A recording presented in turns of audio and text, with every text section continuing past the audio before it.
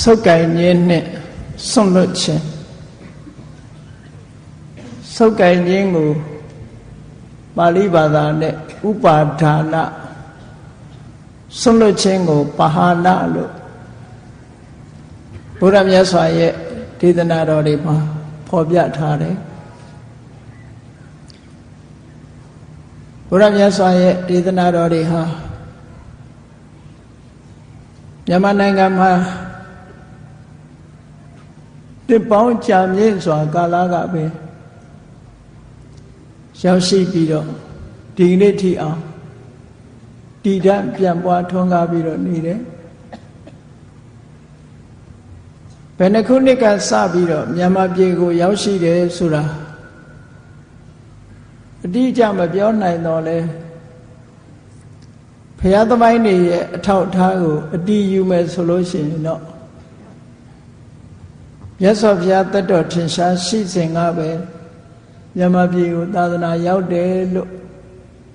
ဒီလိုပြောလို့ရပါတယ်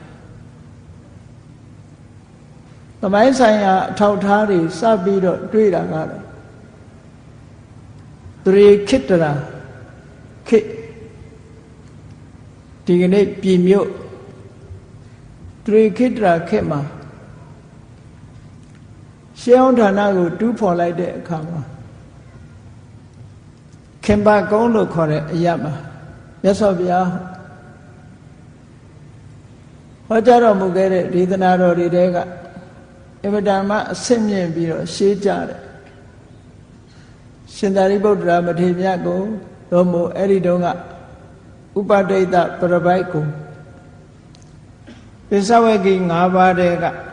တပါးပါဝင်ဖြစ်တဲ့ရှင်အတ္တဇိကရှင်းလင်းပြောကြားတဲ့ဂါထာတွေ့ရှိထားရတဲ့အထောက်အထားကိုကြည့်မယ်သရေခိတ္တရာခေတ်မြတ်စွာဘုရားရဲ့အဆင့်မြင့်တဲ့တရားဓမ္မမြန်မာပြည်မှာရောက်ရှိနေပြီပရိစ္ဆသမုပ္ပါဒ်တို့အမတန်လေးနက်တဲ့တရားဓမ္မတွေမြန်မာနိုင်ငံရောက်ရှိနေတယ်လို့ပြောရမှာဖြစ်တယ်သရေခိတ္တရာခေတ်ဆိုတာပကံနဲ့ရှေးကြတယ်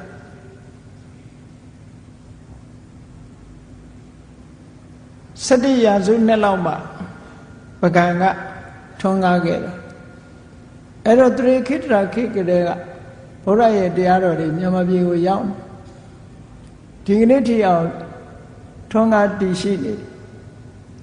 အဲ့လိုထွန်းကားတည်ရှိနေတဲ့တရားဓမ္မတွေနဲ့ပတ်သက်ပြီးတော့မူရင်းတရားတော်တွေဟာ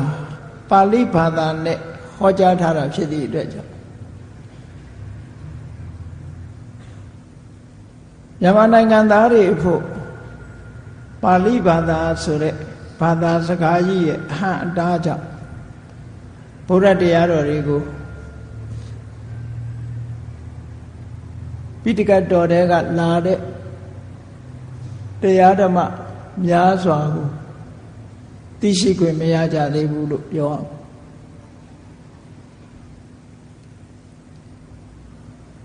နှစ်ပေါင်း1000ကျော်ကာလထိအောင်မြန်မာလူမျိုးတွေရဲ့လက်ထဲမှာပိဋကတ်3ပုံရောက်ရှိနေပါလေရဲ့ထိုပိဋကတ်3ပုံဆိုတဲ့တရားဓမ္မတွေဟာမြန်မာလူမျိုးတွေအများစုအနေနဲ့ဘယ်လိုယူဆနားလည်နေကြသလဲဆိုရင်ဒီပိဋကတ်ဆိုတဲ့စာပေတွေဟာလောကုတ္တရာစာတွေဖြစ်တယ်ဘုန်းကြီးစာတွေတို့နဲ့မဆိုင်ဘူးလို့ဒီလိုယူဆတဲ့ပုဂ္ဂိုလ်တွေရှိကြတယ်ပေါ့သို့တော်မြတ်စွာဘုရားရဲ့တရားဓမ္မတွေကိုသေသေးချာချာလေ့လာကြည့်လိုက်မယ်ဆိုလို့ရှိရင်နိဗ္ဗာန်ရောက်ကြောင်းကိုဥတည်ထားတာမှန်တော်လဲအနိတ္တရဘိုင်းအရာနိဗ္ဗာန်ကိုဥတည်ထားတာမှန်တော်လဲဘဝတန်တရားမှာမျက်မှောက်ဘဝမှာအကျိုးရှိရာရှိကြောင်းတန်တရားမှာအကျိုးရှိရာရှိကြောင်းကောင်းမြတ်တဲ့ဤစနစ်တွေညွှန်ကြားပြသထားတာအမှန်တမ်းမှတ်သားစရာတွေပြည့်နဲ့ပြီးတော့နေ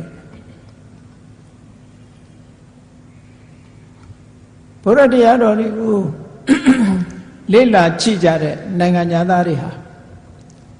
တချို့အချက်တွေဆိုလို့ရှိရင်တော်တော်ကိုသူတို့မှာအားသင့်သွားဆိုပါစို့ဘုရားရဲ့နှစ်ပေါင်း2500တရားထဲမှာဘုရားဘာသာဝင်ဥပဒကတယောက်ဟာဥပတိကမ္မဘုရားကိုယုံကြည်ကိုးကွယ်တဲ့ပုဂ္ဂိုလ်တူဟာလူကုန်ကူးတာမလုပ်ရဘူးလို့ဆိုတဲ့တတ္တဝနိစ္စဆိုတဲ့စကားလုံးဟာပါနေဒီကနေ့ခေတ်မှာလူကုန်ကူးတယ်ဆိုတာတွေရှိနေတယ်အဲ့တော့မြတ်စွာဘုရားကလွန်ခဲ့တဲ့နှစ်ပေါင်း2500ကတည်းကမလုပ်ထိုက်ဘူးဆိုတာကိုဟောကြားပြီးတော့ထားတာရှိနောက်ပြီးတော့မစ္ဆဝနိတ္တဝိရစေဝါတွေရောင်းဝယ်ဖောက်ကားမှုမလုပ်သင့်ဘူးလို့လူအကျိုးပြုတဲ့လူမှုရေးဆိုင်ရာတရားဓမ္မတွေကိုမြတ်စွာဘုရားရဲ့ဒေသနာတော်တွေထဲမှာတွေ့ရှိရစီးပွားရေးနဲ့ပတ်သက်တဲ့ဒေသနာတော်တွေကျမ်းမာရေးနဲ့ပတ်သက်တဲ့ဒေသနာတော်တွေလူမှုရေးနဲ့ပတ်သက်တဲ့ဒေသနာတော်တွေမြတ်စွာဘုရားရဲ့တရားတော်တွေထဲမှာပိဋကတ်3ပုံထဲမှာဒီကနေ့လေ့လာမယ်ဆိုလို့ရှိရင်တွေးရှိနေကြဒါရင်လားလို့ဆိုမကဘူးနိုင်ငံရေးနဲ့ပတ်သက်ပြီးတော့လည်း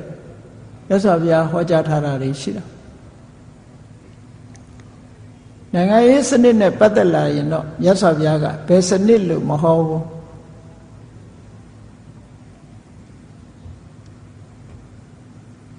တိုင်းပြည်ကိုဧကရစ်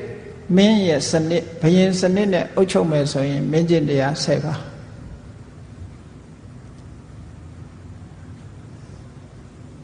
monarchical system လို့ခေါ်တယ်ဧကရစ်မင်းဘုရင်စနစ်နဲ့အုပ်ချုပ်တာနောက်တစ်ခုကလူမျိုးတစ်မျိုးသို့မဟုတ်ပါတီတစ်ခုကနေပြီးအုပ်ချုပ်တဲ့ဤစနစ်နဲ့ပတ်သက်လာ oligarchy system လို့ခေါ်တယ်အဲ့ဒါနဲ့ပတ်သက်လာလို့ရှိရင်တော့အပရိဟာနိယတရား9ပါးဆိုပြီးတော့ဟောကြားထားတာရှိတယ်အဲ့တော့နိုင်ငံရေးနဲ့ပတ်သက်ပြီးတော့လည်းမြတ်စွာဘုရားရဲ့တရားတော်တွေဟာဘယ်ဘက်ကိုမှအစွန်းမရောက်စေပဲနဲ့တိမတ်စွာဟောကြားထားတာလေဒီကနေ့လိုက်တာကျင့်သုံးကြမယ်ဆိုလို့ရှိရင်အဗ္ဗဓမ္မတန်ဖိုးရှိတဲ့အကျိုးအမြတ်ရလဒ်တွေရရှိမှာဖြစ်နိုင်အဓိကကတော့မြတ်စွာဘုရားရဲ့အဓိကဥတည်ချက်ကတော့တဏှာထဲမှာကြုံတွေ့လာတဲ့ဆင်းရဲဒုက္ခတွေနောက်ဆုံးပိတ်မှာလုံးဝအဆုံးသတ်ရေးဆိုတာအဓိကပန်းနိုင်တစ်ခုဖြစ်တယ်။ဘာဖြစ်လို့တော့ဆိုလို့ရှိရင်လောကမှာပြဿနာများစွာဖြေရှင်းနိုင်တော့လည်းပဲဒီကနေ့တတ္တဝအလုံးကြုံတွေ့နေကြရတယ်လူသားတွေသာမကဘူးလူသားတွေတဲ့ချမ်းသာပါတယ်ဆိုတဲ့နတ်တွေပြမာတွေအပါဝင်တတ္တဝအလုံးကြုံတွေ့နေကြရတဲ့ပြဿနာကဘာလဲလို့ဆိုရင်အိုခြင်းနာခြင်းသေခြင်းဆိုတဲ့ပြဿနာတတ္တဝမှန်တဲ့ရဘယ်ဘုံဘယ်ဘဝမှာပဲဖြစ်ဖြစ်အစင်ထာဝရနေရတယ်လို့မရှိဘူးချိန်တန်လို့ရှိကံအရှိန်ကုန်သွားတာနဲ့တပြိုင်နက်ဘဝတစ်ခုကိုဆွန့်လွတ်ကြအဲ့ဒီဘဝတစ်ခုကိုဆွန့်လွတ်ကြရတယ်ဆိုတဲ့ဒီပြဿနာကြီးဟာတတ္တဝါအလုံးမှာမရှောင်လွဲနိုင်တဲ့ပြဿနာအဲ့ဒီပြဿနာကိုဖြေရှင်းတဲ့နည်းစနစ်ကိုမြတ်စွာဘုရားဟောကြားထားတာအဲ့ဒီနည်းစနစ်တွေဟာဒီကနေ့ပိဋကတ်3ပုံမှာပါရှိနေတယ်အဲ့ဒီနည်းစနစ်တွေတဲကအချို့ဘုန်းကြီးတို့ဒီကနေ့စုပ်ကင်ခြင်းနဲ့ဆွန့်လွတ်ခြင်း ဘဂရိအနေထားတစ်ခုကိုကြည့်မယ်ဆိုစုပ်ကင်ထားလို့ရှိရင်ဒုက္ခရောက်နိုင်ပြီးဆွန့်လွတ်လိုက်ရင်ချမ်းသာသွားနိုင်တယ်ဆိုပါစို့မိခဲကိုစုပ်ကင်ထားမယ်ဆိုလို့ရှိရင်မိလောင်ခံမှာပဲ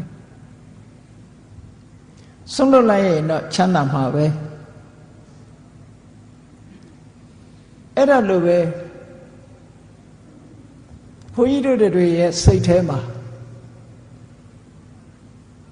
စုပ်ကင်ထားမယ်ဆိုလို့ရှိရင်တဏှာထဲမှာဒုက္ခတွေခံရပြီးစွန့်လွတ်လိုက်မယ်ဆိုရင်ချမ်းသာသွားနိုင်တဲ့ဤစနစ်အဲ့ဒါကိုမြတ်စွာဘုရားကခေါ်ကြတာဟိုဒီကနေ့နာယူမှတ်သားကြရစုပ်ကင်တယ်ဆိုတာကိုဥပါဒါနဥပါဒံစွန့်လွတ်တယ်ဆိုတာကိုပဟာလပဟံလို့လည်းသုံးတယ်အဲ့တော့စုပ်ကင်တယ်ဆိုတာဘာကိုစုပ်ကင်တာလဲ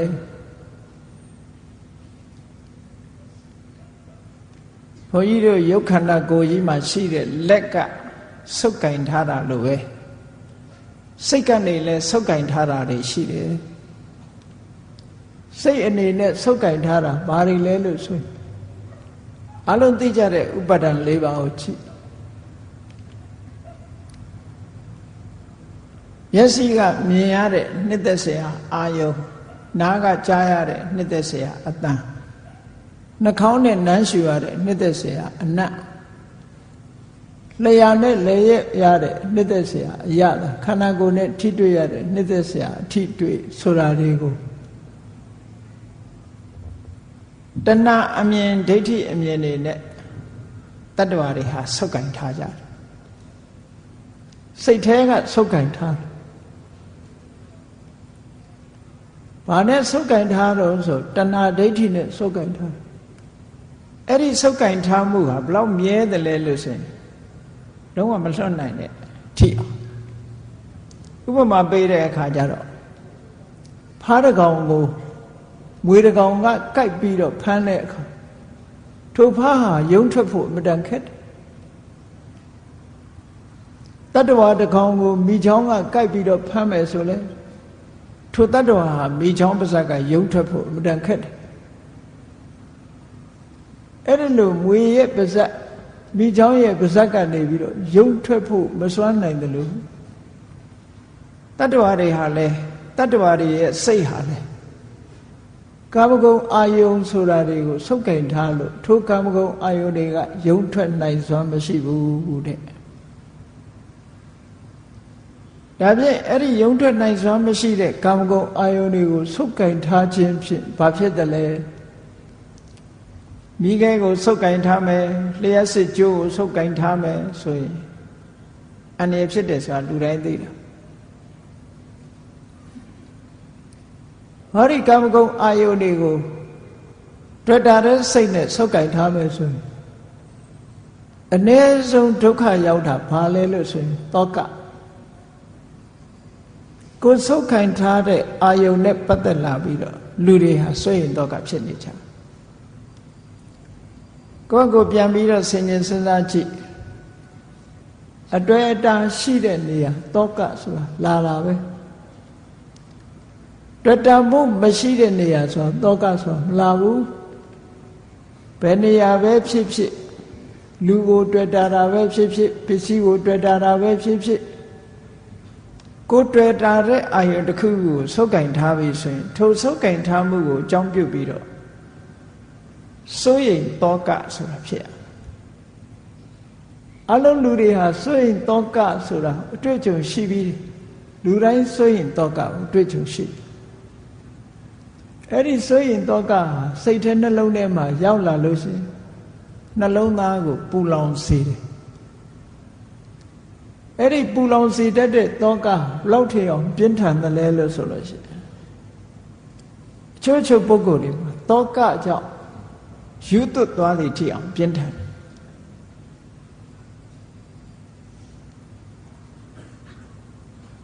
မြတ်စွာဘုရားလက်ထက်ကပတာစာရီတို့အမျိုးသမီးတွေပဲကြည့်ဒီကနေ့ခေတ်မှာလည်းပဲရှိမှာပါပဲ တောကကြောင့်ယူသွတ်သွားတဲ့ဘဝရောက်သွားအဲ့တော့တောကဆိုတာလူရဲ့စိတ်နှလုံးထဲမှာစိတ်နှလုံးကိုပူလောင်စေတတ်တဲ့သဘာဝတရားတစ်ခုသူကဘာနဲ့ရှင်လာတော့ဆိုရင်ဒေါသနဲ့ရှင်တွဲပြီးတော့လာတောကဆိုဒီမှာစိတ်ထဲမှာခံစားချက်တစ်မျိုးပဲပြောမယ်ဆိုလို့ရှိရင်ဒေါသနဲ့ရှင်တွဲလာတဲ့ခံရခက်တဲ့ဝေဒနာတစ်မျိုးပဲလို့ဒေါမနတဝေဒနာအဲ့ဒါဘာကိုအကြောင်းပြုပြီးဖြစ်တာတောင်းဆိုအာယုန်တွေကိုကာမဂုဏ်တွေကိုတဏှာအမြင်ဖြင့်ဆုပ်ကင်ထားလို့ဖြစ်တာ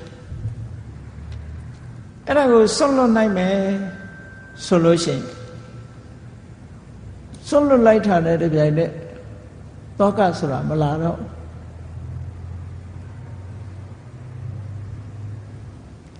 ဒါသေးသေးချာချာစဉ်းစားကြည့်လိုက်လို့ရှိရင်ဥပမာပဲကားအယောင်းဝယ်လှုပ်တဲ့ပုဂ္ဂိုလ်ပဲဖြစ်ဖြစ်စိတ်အယောင်းဝယ်လှုပ်တဲ့ပုဂ္ဂိုလ်ပဲဖြစ်ဖြစ်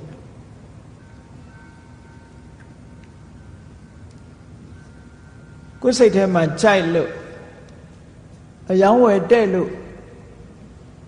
ဝယ်လိုက်ပြီးတော့ငါကားလို့သတ်မှတ်တဲ့အချိန်ကစပြီးတော့အဲ့ဒီကားပေါ်မှာဆုပ်ကင်ထားလိုက်ဆုပ်ကင်ထားလိုက်တဲ့အချိန်ကကားတစ်ခုခုဖြစ်မှသူစိုးရိမ်နေရစိတ်ကိုဝယ်ထားတဲ့ပုဂ္ဂိုလ်ကလည်းစိတ်တစ်ခုနဲ့ပျောက်ဆုံးသွားမှာစိုးရိမ်ရကိုမဝယ်ခင်တုန်းကဒီစိုးရိမ်စိတ်အဲ့ဒီကားနဲ့စိတ်နဲ့ပတ်သက်ပြီးတော့မပေါ်ခဲ့ဘူးကိုလက်ထဲရောက်တဲ့အခါကျတော့တောကဆိုပေါ်လာကိုနဲ့မပိုင်ဆိုင်တဲ့ပစ္စည်းနဲ့ပတ်သက်ပြီးတောကဆိုမလာဘူးလူလဲတူတူပဲပေါ့လူသားအချင်းချင်းမေတ္တာချစ်ခင်သက်ဝင်လို့မေတ္တာသက်ဝင်ချစ်ခင်လို့နှစ်ဦးလက်တွဲပြီဆိုတဲ့အချိန်မှာတောကဆိုဝင်လာကိုနဲ့မသိခင်ကဘာတောကမှမဝင်ဘူးသိလာလို့မေတ္တာသက်ဝင်ချစ်ခင်လာပြီဆိုလို့ရှိရင်တောကရောက်လာအဲ့ဒါဘာကြောင့်ရောက်တာတော့ဆိုတဏှာနဲ့ဒီအာယုန်ဒီပစ္စည်းဒီဝတ္ထုကိုဆုပ်ကန်လိုက်လို့ပဲဒါလက်တွေ့တရားသဘောအရာတွေ့တာမှုရှိတဲ့နေရာမှာတောကလာတယ်ဒါကြောင့်မို့မြတ်စွာဘုရားဒေသနာတော်တွေမှာဟောတယ်တဏှာယဇာယတိတောကောတဏှာကြောင့်တောကဖြစ်ရတယ်ပေမတောဇာယတိတောကောချစ်ခင်မှုကြောင့်တောကဆိုတာဖြစ်ရတယ်ကာမတောဇာယတိတောကော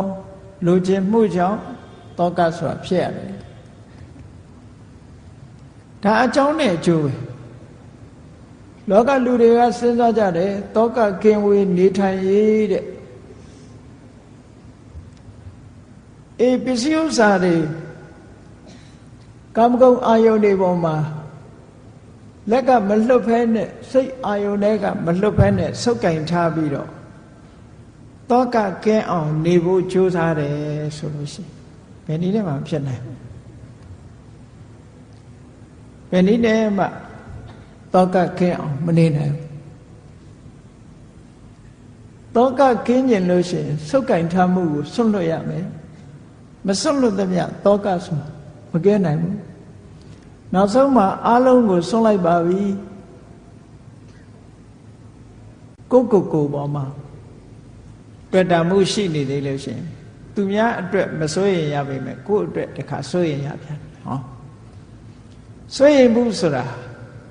တွေ့တာမှုရှိတဲ့နေရာမှာတောကဆိုတဲ့စိုးရင်မှုတွေလိုက်နေတယ်ဆိုတာတရားသဘောဆိုတာအသိဉာဏ်နဲ့ဆင်ញင်စဉ်းစားကြည့်မှသိတယ်အသိဉာဏ်နဲ့စဉ်းစားကြည့်ဖို့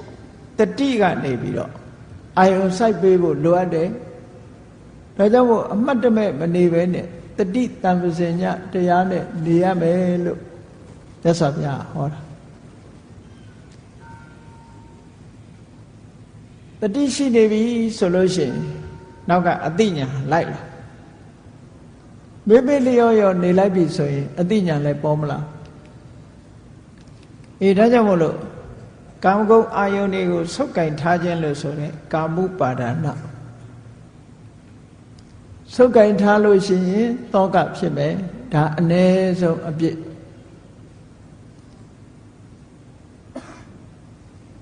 တခြားအကုသိုလ်တွေလည်းဆုပ်ကင်ထားမှုကိုခြေခံပြီးတော့ဖြစ်လာနိုင်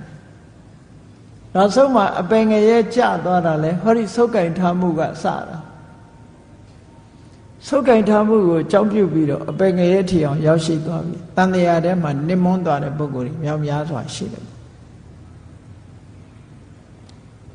ဟောနောက်တစ်ခုဆုပ်ကင်တာတော့ပစ္စည်းဝတ္ထုနဲ့ကာမဂုဏ်အာယုန်တွေမဟုတ်ဘဲနဲ့ကိုယုံကြည်တဲ့ကိုယ့်ရဲ့အမြင်ကိုဆုပ်ကင်ထားတာဒီအမြင်ကိုဆုပ်ကင်တာဟာလည်းပဲအမတန်မှပြင်းထန်အဲ့ဒါကိုဒိဋ္ဌုပါဒနာလို့ခေါ်တယ်ဒိဋ္ဌိဆိုတာအမြင်တယောက်နဲ့တယောက်အမြင်ချင်းမတူဘူးငါအမြင်ကမှန်တယ်သူ့အမြင်ကမှန်တယ်နဲ့ကိုမြင်ထားတဲ့အမြင်တစ်ခုအာဒါလက်ခာဟိပြင်းပြင်းထန်ထန်ဆုပ်ကင်ထားပြီးဒုပ္ပတိနေတ္တခိကိုအမြင်ကိုဆွန့်လွတ်ဖို့ဆိုတာအမှန်တန်ခက်တယ်ဒါကြောင့်မို့ဒိဋ္ဌိလို့ဆိုတဲ့ view နဲ့ပတ်သက်လာတဲ့အခါမှာလူတွေကဆုပ်ကင်နေကြအဲ့ဒီဆုပ်ကင်မှုကိုအကြောင်းပြုပြီးတော့မှားရွေးတဲ့အယူဆတရားကိုဆုပ်ကင်ဘယ်လိုမှားရွေးတဲ့အယူဆလဲလို့ဆိုကံဆိုတာရှိပါလေရဲ့ကံရဲ့အကျိုးတရားဆိုတာလည်းရှိပါလေရဲ့နဲ့ကံဆိုတာမရှိဘူးကံရဲ့အကျိုးတရားဆိုတာမရှိဘူးလို့ညင်းပယ်တဲ့အမြင်တစ်ခုကိုဆုပ်ပိုင်ထားလိုက်မယ်ဆိုရင်ဒီပုဂ္ဂိုလ်ဟာကောင်းတာမလုပ်တော့ကောင်းတာမလုပ်သည့်အတွက်ကြောင့်ကောင်းတာမလုပ်ဘူးမကောင်းတာတွေလုပ်တယ်ကောင်းတာမလုပ်မကောင်းတာတွေလုပ်သည့်အတွက်ကြောင့်ဘဝမှာနစ်မွန်းပြီးတော့နောက်ဆုံးမှာဆင်းရဲဒုက္ခတွေကြုံကြတယ်အဲ့လိုတာရကတွေလည်းပဲမြောက်များစွာရှိတာမှားရွေးတဲ့အယူဆတရမစွန့်လွတ်နိုင်သည့်အတွက်ကြောင့်တန်တရားထဲမှာ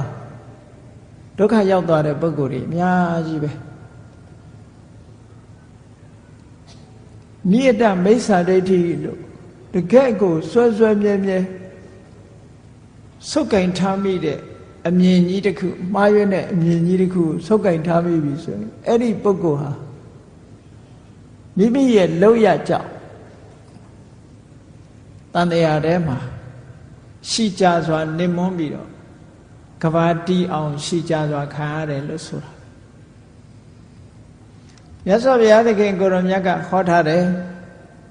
အပြစ်တွေအလုံးထဲမှာမိစ္ဆာဒိဋ္ဌိဆိုတဲ့မှားရွေးတဲ့အမြင်ဆိုတဲ့အပြစ်အဆိုးဆုံးပဲတဲ့ဘာဖြစ်လို့လဲဆိုတော့မှားရွေးတဲ့အယူတစ်ခုကိုအခြေခံပြီးတော့အမြင်ကမှားနေမှတော့မှန်တာပဲလုပ်တော့မလဲမှားပြီးရင်ဆက်ပြီးတော့မှားဖို့ပဲရှိတယ်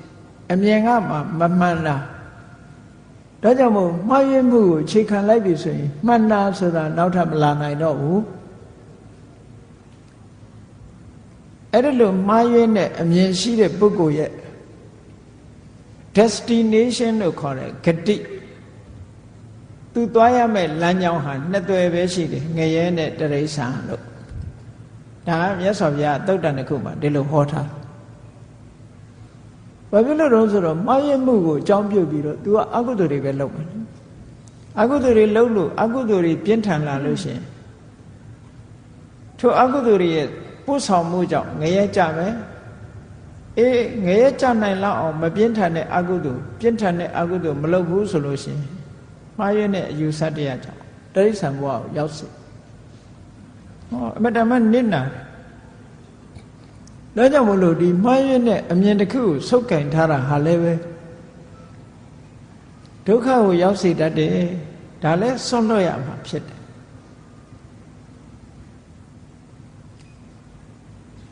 အဲ့ဒီနှစ်ခုဟာအမှန်တမ်းအရေးကြီးတယ်လို့ဆုပ်ကင်ထားခြင်းအဲ့ဒီဆုပ်ကင်ထားသမျှကာလပတ်လုံး တန်တရားတွေကလွတ်မြောက်မှုကြုံတွေ့ရတဲ့ဒုက္ခတွေရဲ့အဆုံးသတ်မှုဆိုတာဘယ်နည်းနဲ့မှမရှိ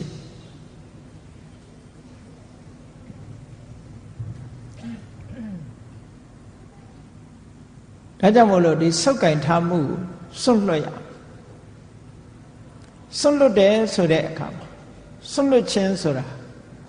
ပါဟာနဆိုတဲ့ပါဠိကိုဘာသာပြန်ပြောတာပါဟာနဆိုတာစွန့်လွတ်လိုက်တယ်ဖယ်ရှားလိုက်တယ်စွန့်လွတ်ပုံစွန့်လွတ်နည်းဘယ်နှမျိုးရှိလဲလို့ဆို၅မျိုးရှိတယ်နံပါတ်1ကတတိင်္ဂပါဟာနမြန်မာလိုလဲတရင်ကပဟံလို့ပဲဘုရားစာပေကျမ်းစာတွေမှာဒီလိုရေးကြတရင်ကပဟနပဟနကိုနငယ်တတ်ပြီးတော့ပဟံလို့ပဲရေးတယ်စွန့်လွတ်ခြင်းပဲတရင်ကပဟနစွန့်လွတ်မှုဆိုတာတစားစီဖြုတ်ပယ်ပြီးတော့စွန့်လွတ်တာဆိုင်ရာအကြောင်းတစ်ခုကြောင့်ဆိုင်ရာအကြောင်းတစ်ခုဖြင့်ဆိုင်ရာအကြောင်းတစ်ခုဖယ်ရှားပြီးတော့စွန့်လွတ်တာဒါတော့မြန်မာလူမျိုးတွေနားလည်နေကြတာတထင်ကားကိုတခဏလို့ဒီလိုနားလည်နေကြတထင်ကားနဲ့တခဏနဲ့ကမတူပါဘူးတထင်ကားဆိုတာဆိုင်ရာအကြောင်းကလေးတစ်ခုကြောင့်ခြားအကြောင်းတစ်ခုဖယ်ရှားပြစ်တယ်အဲ့တော့ပြောရမယ်ဆိုရင်တစ်ခုစီအသီးသီးဖယ်ရှားပြစ်ခြင်းကိုစွန့်လွတ်ခြင်းကိုတရင်ငါဘာဟာနာလို့ခေါ်တယ်နောက်တစ်ခုကဝိက္ခံပနဘာဟာနာတွန်းလှန်ဖယ်ရှားပြီးတော့စွန့်လွတ်မှုဒီစွန့်လွတ်မှုကတော့တွန်းလှန်ဖယ်ရှားထားတယ်တွန်းထုတ်ထားတယ်ခုနလိုတစားစီစွန့်လွတ်တာမဟုတ်ဘူးတပြုံလုံးတွန်းလှန်ဖယ်ရှားပြီးတော့စွန့်လွတ်တာဝိက္ခံပနပါဟနာ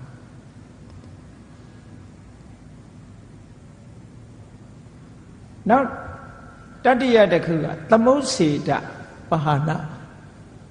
သမုစ္စေတပါဟနာဆိုတာ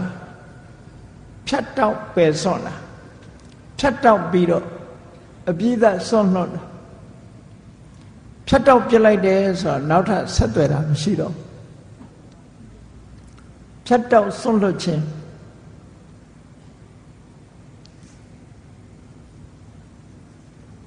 နောက်တစ်ခုကပฏิပတ္တိပါဟနာလို့ခေါ်ပฏิပတ္တိပါဟနာလို့ဆိုတာထပ်မံငြိမ့်သက်စွန့်လွတ်ခြင်းလက်ကြံလေးတွေမရှိရအောင်ထပ်မံငြိမ့်သက်ပြီးတော့စွန့်လွတ်တာတဲ့ဟောနံပါတ်5ကျတော့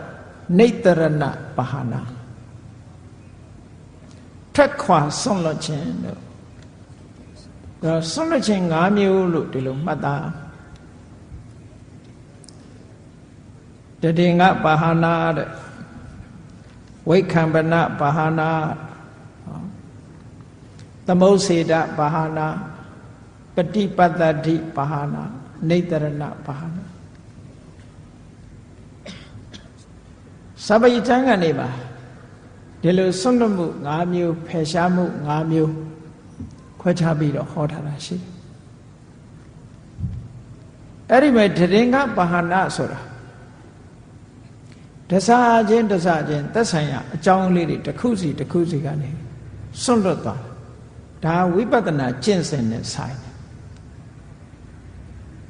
အသိဉာဏ်ဆိုတာတစ်ခုစီထူထောင်ပြီးတော့မှားရနေတဲ့အယူဆတွေမမှန်ကန်တဲ့အချက်အလက်တွေစိတ်ရဲ့အညစ်အကြေးတွေကိုတဖြည်းဖြည်းတစ်ခုချင်းဖယ်ရှားသွားတာတည်ငါဘာဟာနာ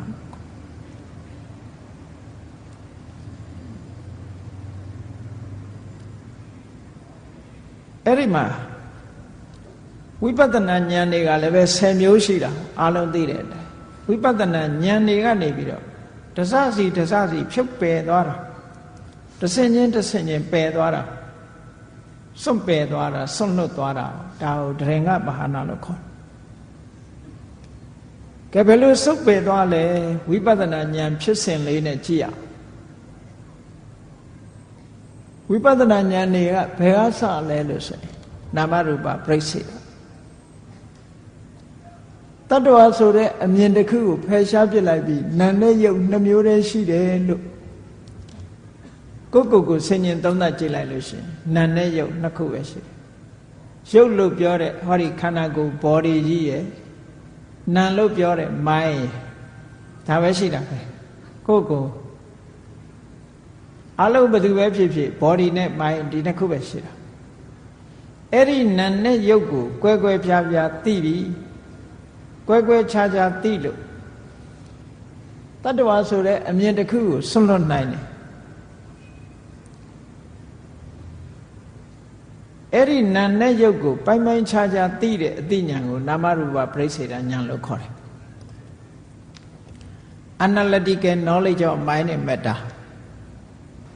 ရုပ်နဲ့နာမ်ကိုပိုင်းပိုင်းခြားခြားခွဲခြားပြီးတော့သိတဲ့အသိဉာဏ်အဲ့ဒီအသိဉာဏ်ရလာပြီဆိုလို့ရှိရင်ဘာကိုစွန့်လွတ်တယ်လဲလို့ဆိုရင်နာမရူပဝဝဋ္ဌာနေနသက္ကာယဒိဋ္ဌိယပဟာနာနဲ့နာနဲ့ယုတ်နှစ်ခုခွဲခြားသိပြီဆိုလို့ရှိရင်အဲ့ဒီအသိဉာဏ်နဲ့ဘာကိုစွန့်ဖယ်လိုက်တယ်လဲလို့ဆိုရင်ခန္ဓာ၅ပါးအပေါ်မှာအတ္တလို့မှားယွင်းစွာရှုမြင်သုံးသပ်နေတဲ့အယူဆတစ်ခုစွန့်လွတ်လိုက်မယ်တက္ကာယဒိဋ္ဌိဆိုတာတက္ကာယဆိုတာခန္ဓာ၅ပါးကိုပြောတာကာယဆိုတာနဲ့ခန္ဓာဆိုတာအဓိပ္ပာယ်တူတူပဲကာယဆိုတာဒီနေရာမှာအစုအဝေးခန္ဓာဆိုတာလည်းအစုအဝေးဒါမို့ခန္ဓာကိုအင်္ဂလိပ်လိုပြန်တော့ aggregate လို့ပြန်တာကာယလည်း aggregate ပဲ group လို့ aggregate တို့အစုဝေးတကာယဆိုတကယ်ထင်ရှားရှိနေတာကခန္ဓာထင်ရှားရှိနေတဲ့ခန္ဓာပေါ်မှာအထင်အမြင်ဖြစ်နေတာကမှားနေတဲ့အမြင်တစ်ခုအတာအတ္တလို့ခန္ဓာကိုယ်ကြီးကိုခန္ဓာ၅ပါးတဲ့ကတစ်ခုခုအတ္တလို့ယူဆလိုက်လို့ရှိရင်လိုက်လို့ရှိရင်ဒါမှားရွေးတဲ့အမြင်ဖြစ်သွားခန္ဓာ၅ပါးကတက္ကာယထိုတက္ကာယပေါ်မှာမှားယွင်းစွာရှုမြင်မှုကဒိဋ္ဌိယုံနဲ့နှစ်ပါးကိုခွဲခွဲခြားခြားသိသွားပြီရုပ်ဟာရုပ်ပဲနာဟာနာပဲလို့နာနဲ့ရုပ်တွေကိုသူ့တဘာဝအတိုင်းသိရှိနားလည်သွားပြီဆိုလို့ရှိရင်တက္ကာယဒိဋ္ဌိဆိုတဲ့ခန္ဓာ၅ပါးနဲ့ပတ်သက်တဲ့မှားယွင်းတဲ့အယူဆတစ်ခုဆွန့်လွတ်လိုက်နိုင်တယ်ပေါ့ဒါကိုပြောတာဒဒင်္ဂပဟာလဆိုတာဒီညာနဲ့ဒါတစ်ခုပဲဆွန့်တာဉာဏ်မဆွန့်သေးဘူးနာမရူပပြိစ္ဆေဒဉာဏ်လို့ဆိုတဲ့ဝိပဿနာဉာဏ်ဖြင့်တက္ကာယဒိဋ္ဌိဆိုတဲ့မှားလွင်းတဲ့ယူဆချက်ဆုပ်ကင်ထားမှုကိုဆွန့်လွတ်လိုက်ပြီလို့ဒီလိုပြောတာဆုပ်ကင်မှုကိုဆွန့်လွတ်လိုက်တာရုပ်ကိုပဲဖြစ်ဖြစ်ဝေဒနာကိုပဲဖြစ်ဖြစ်သင်ညာကိုပဲဖြစ်ဖြစ်သင်္ခါရကိုပဲဖြစ်ဖြစ်ဝိညာဏကိုပဲဖြစ်ဖြစ်မိမိတဏ္ဍာမှာရှိတဲ့ယုံနာတရားတွေနဲ့ပတ်သက်ပြီးတော့ခိုင်မြဲတဲ့အရာငါလို့ပြောเสียအရာမရှိဘူးဆိုတာဒီညာနဲ့ငကောကထင်မှားလာတဲ့တက္ကာယဒိဋ္ဌိဆိုတဲ့ခန္ဓာ၅ပါးပေါ်မှာယူမှားနေတဲ့ဒိဋ္ဌိဆိုတဲ့စုပ်ကင်ထားမှုကြီးမိစ္ဆာဒိဋ္ဌိဆိုတဲ့စုပ်ကင်ထားမှုကြီးကိုစွန့်လွတ်လိုက်တာပဲဒါစွန့်လွတ်တဲ့အခါမှာဒီညာနဲ့ဒီတစ်မျိုးပဲစွန့်လွတ်တာကျန်တာတွေမစွန့်လွတ်နိုင်ဘူးအဲ့ဒါကိုဒဒင်္ဂပဟာနာလို့ပြောဆိုင်ရာအကြောင်းလေးနဲ့ဒစစီဖြုတ်ပဲဟောနောက်တစ်ခုကြည့်လိုက်အောင်နာယုတ်နှစ်ပါးကိုကွဲပြားသိတဲ့ဉာဏ်နဲ့တက္ကာယဒိဋ္ဌိကိုဆွန့်လွတ်လိုက်တယ်။နောက်တိုးတက်လာတဲ့ဉာဏ်ကနာယုတ်နှစ်မျိုးတင်သိုံမြမကဘူးထိုနာယုတ်နှစ်မျိုးရဲ့မှန်ကန်တဲ့အကြောင်းတရားတွေကိုပါသိရှိနားလည်လာတယ်။ဆိုပါစို့ယုတ်ဆိုတာကံစိတ်ဥဒ္ဓအာဟာရအကြောင်း၄ပါးကြောင့်ဖြစ်တယ်။ ဟောအကြောင်းတရားပါသိလားနံဆိုတဲ့နေရာမှာဖတ်တာဆိုလို့ရှိရင်သာလယရဏပစ္စယဖတ်တော့သာလယရဏရှိလို့ဖတ်တာဖြစ်ရတယ်ဖတ်တာပစ္စယဝေဒနာဖတ်တာရှိလို့ဝေဒနာဖြစ်ရတယ်ဝေဒနာပစ္စယတဏှာဝေဒနာရှိနေလို့တဏှာရှိရတယ်ဆိုဟောဆိုင်ရာအကြောင်းတွေပါသိလားမျက်စိနဲ့အဆင်းအာယုံဆုံလိုက်တဲ့အခါမှာမြင်သိစိတ်ဆိုတာပေါ်တယ်ဟောအကြောင်းနဲ့တကွာသိလားမြင်သိစိတ်ရဲ့အကြောင်းကိုမြင်သိစိတ်တင်သိတာမဟုတ်ဘူးမျက်စိနဲ့အဆင်းအာယုံဆုံညင်းသည့်အကြောင်းတရားလို့ဆိုင်ရာအကြောင်းတရားပါထည့်သွင်းပြီးတော့သိလာတဲ့အသိဉာဏ်ကိုပစ္စယပရိက္ခဟဉာဏ်လို့ခေါ်တယ်ပစ္စယကအကြောင်းတရားပရိက္ခဟကမှတ်ယူနိုင်တဲ့အသိဉာဏ်နဲ့အဲ့ဒီပစ္စယပရိက္ခဟဉာဏ်ဖြင့်ဘာတွေကိုဆွတ်လွတ်လိုက်တယ်လဲလို့ဆိုရင်အဟေတုကဒိဋ္ဌိနဲ့ဝိသမဟေတုဒိဋ္ဌိအဟေတုကဒိဋ္ဌိဆိုတာတတ္တဝါတွေဖြစ်လာတာဟာသူ့ဟာသူဖြစ်လာတာ causeless အကြောင်းမဲ့ဖြစ်လာ accidental အကြောင်းမဲ့ဖြစ်လာတာအကြောင်းနဲ့အကြောင်းကြောင့်ဖြစ်တာမဟုတ်ဘူးအကြောင်းကိုညင်းပယ်တဲ့အမြင်ကိုအဟေတုကဒိဋ္ဌိလို့ခေါ်တယ်အဲ့ဒီမှားရွေးနဲ့အဟေတုကဒိဋ္ဌိလောကမှာအကြောင်းမဲ့ဖြစ်တယ်ဆိုတာတခုမှမရှိဘူးအကြောင်းရှိတယ်အဲ့တော့အကြောင်းမဲ့ဖြစ်တယ်ဆိုတဲ့မှားရွေးနဲ့အမြင်တစ်ခုကိုဆွန့်လွတ်လိုက်နိုင်တယ်ဘာဖြစ်လို့တော့နာယုတ်ရဲ့အကြောင်းကိုသူကတွေ့တယ်တွေ့တော့အကြောင်းမရှိဘူးဆိုတဲ့အမြင်တစ်ခုကပြုတ်ထွက်သွားပြန်ဒီဉာဏ်ရလိုက်တာနဲ့တပြိုင်နက်အဲ့ဒါကိုဆွန့်လွတ်ပြီးသားဖြစ်သွားနောက်တစ်ခုကဘာလဲဆိုရင်ဝိသမဟေတုဒိဋ္ဌိမမှန်မကန်တဲ့အကြောင်းတရားတွေကိုအကြောင်းဖြစ်ယူပြီးတော့ပြောတယ်ဆိုပါစို့ဆိုင်ရာအကြောင်းတရားတွေရှိနေတာဖြစ်ပါလေတဲ့နဲ့လက်တွေ့မျက်တွေ့ကြတဲ့အကြောင်းတရားတွေကိုညင်းပယ်ပြီးတော့လက်တွေ့မကြတဲ့အကြောင်းတရားကိုသွားပြီးတော့စွဲတာ